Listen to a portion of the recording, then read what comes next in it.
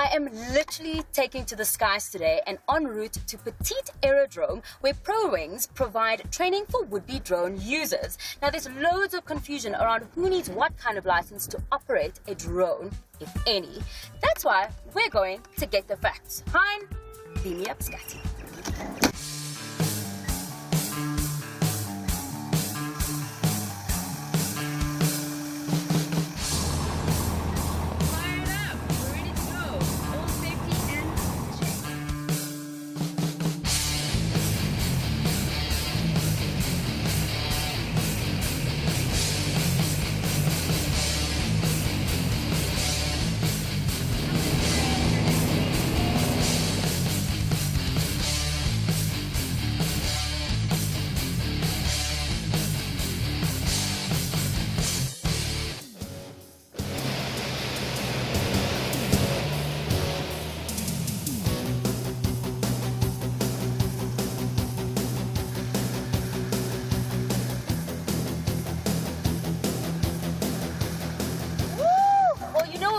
Here at Edge. If you're not living on the edge, you're taking too much space, so we just took to the sky instead.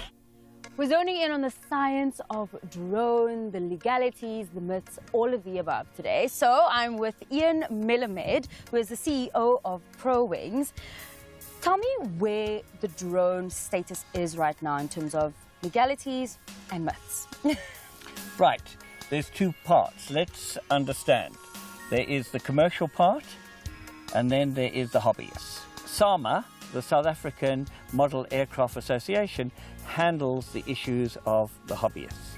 It's important because of third-party insurance. The commercial side is completely different. You need to A, register your aircraft. B, you need the aircraft airworthy. C, you need your air service license. And then finally, you get that wonderful thing called an ROC, Remote Operator's Certificate. Now, you can't get any of that without having a fundamental, and that is a pilot.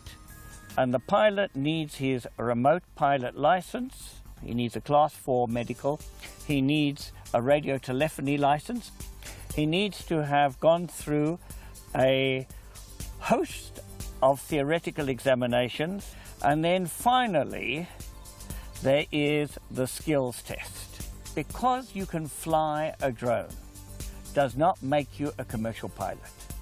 There's a big switch in mentality. People need to understand that you are flying for money. There are rules that go according to flying for money. And that's where a lot of the present hobby flyers who want to be commercial flyers are struggling. They're struggling to understand that they're moving from recreational people to becoming aviators. You don't, as a commercial pilot, impact on yourself.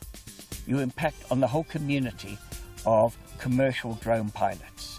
In South Africa, we're talking about making you a commercial pilot on the understanding that you will behave responsibly.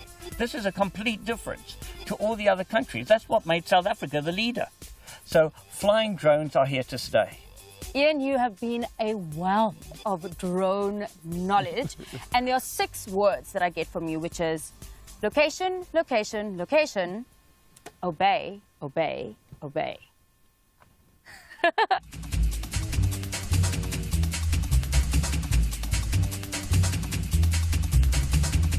I'm with qualified RPL instructor Michael Miller. Now, you were one of the first 2 in South Africa to officially be licensed for drone flying. Why did you decide to go that route, and does it feel better just to have that paper instead of being a hobbyist? It does feel better. We were operating in Slutlui in Volosi Game Reserve for anti-rhino poaching. And while we were operating, the CAA decided to regularize the remote pilots. So we had to go through the system, get our licenses, And yes, it feels good, but it's also a very big responsibility to operate safely within the law. What is your drone niche? So what do you find you using it most for? We had 3,800 hours that we flew there, and now we're running the school. So that was the basically training and the anti-rhino poaching. What are the qualities of a really good drone flyer or commercial pilot? Does it take lots of patience, perseverance? The flying skill is only a part of it. Responsibility, there's a lot of paperwork in it. You have to prove that you did it safely, that you did your checks, you checked the weather, you had authority to fly there. So there's a lot of paperwork involved. So now you're teaching, and what kind of fun do you get out of sharing the kind of practice of commercial pilot licensing? It's satisfying to see somebody develop and learn more and take on the responsibility of looking after their aircraft. How long does it take one to actually complete the training? In total, the process is probably about 6 weeks. Who do you find you're teaching the most? Currently, it's people who has been operating before the law came out and who actually wants to be legal and comply, get their little red book, obviously feel proud about it. But I can see as time goes on, we'll get more students that has no experience.